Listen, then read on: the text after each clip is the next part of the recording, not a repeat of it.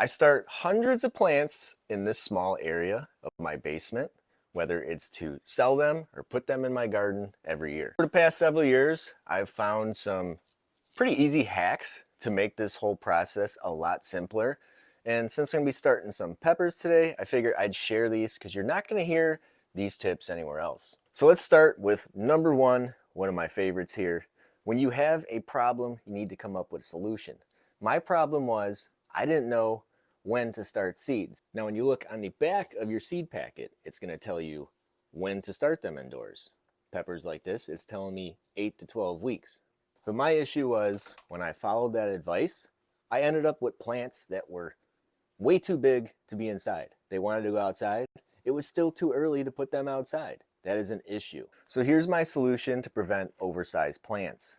You're gonna wanna keep a journal. It's really easy. I have my start date of when I actually started my seeds indoors. And then from there, I mark down the date that they're ready. With that data, I can make another sheet that tells me exactly how many days I need to get a plant that is transplant size. So if I'm going to plant something in June, maybe June 1st, and it takes 30 days for that plant from the time I sow it to get big enough to transplant, I want to go back from June 1st, 30 days. That gives me the exact time I need to start my seeds inside to have them ready at the time they need to go out. No more plants clogging up my grow racks. So something like a cherry bomb tomato, 32 days is all it takes for me from the time I put the seed in my soil block to get a plant the size that I want to transplant out to the garden. If I start 6 to 8 weeks, that's going to be way too much. And when I do that, I end up with giant tomatoes that are fighting the height of my lights. So keep these kind of journals so you know exactly when to start your seeds. And this is going to lead into tip number 2, start later than you think you should. Here's a good example here. I have the Berkeley tie-dye pink tomato. It is telling me to start at 6 to 10 weeks before I want to plant it outside. If this is your first time keeping your journal to see how long it's going to take, I'd rather have plants on the low end than the high end, because I could always plant those plants out later, because it also tells me here this only takes 65 to 75 days to start producing. And even if you're down in zones like 4, that still gives you a long growing season. Here in zone 5B, where I'm at in Heartland, Michigan, the best tomatoes in the garden are the ones that sprout from seeds from tomatoes that fell in the fall. So especially for tomatoes, there is no rush. You can even plant a later July crop if you want. Tip number 3, it's often stated when you are starting seeds, you got your seed starting mix, you don't need to add any fertilizer to it. You could use some inert media like peat to start your seeds, but later on you're gonna need fertilizer. So why wait to put it in later when you can just put it in now? Yes, it's true that your new sprouts don't immediately need fertilizer, but why not put it in there and leave it the way it is and only do this one time? Fertilizer is not a huge concern for me because I use the dirt from the chicken run in my seed starting mix. So there's already fertilizer built into that. But you could take something like trifecta, just sprinkle a little bit inside your seed starting mix, mix it in, and your medium is good to grow your plants from the time you sow to the time you put them outside. Number 4, another favorite here. We got lots of favorites.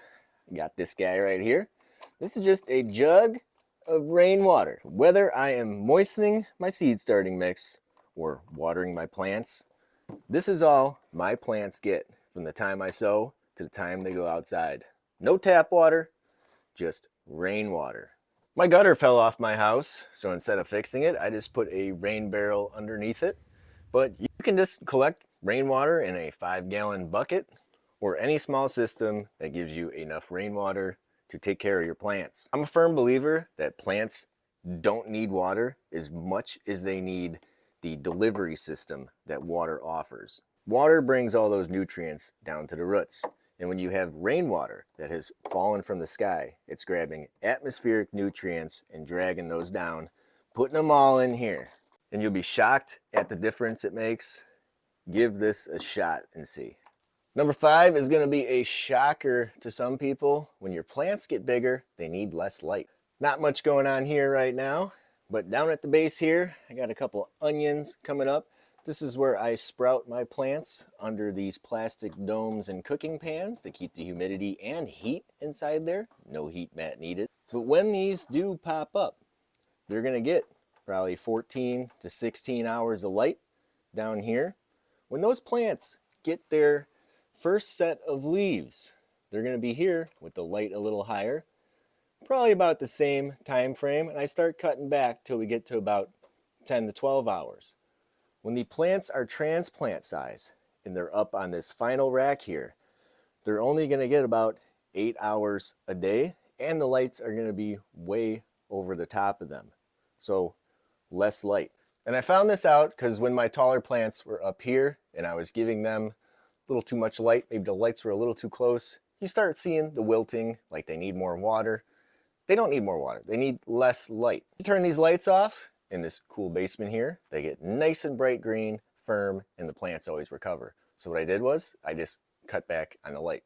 Less electricity, save some cash. Final tip, we're all about saving time because nobody wants to dedicate their whole life to starting your plants indoors. You want to start them, get them outside, eat them. So when it comes to potting up your plants, I only like to do it one time.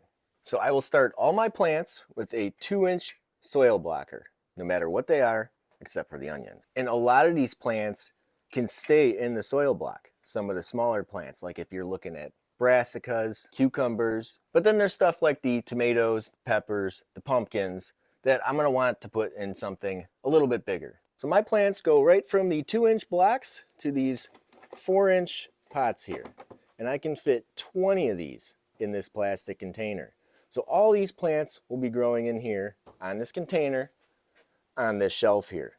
As long as you don't start your plants too early, everything you can possibly imagine will be just fine in a 4-inch pot inside your home. Even if your plants get a little too big, they'll be fine in a 4-inch pot inside your home. Hopefully these tips help you guys out. If they do, make sure you let me know in the comments. If you already do some of these or have some better tips, let us know in the comments so everyone else can read it too. And thanks for watching.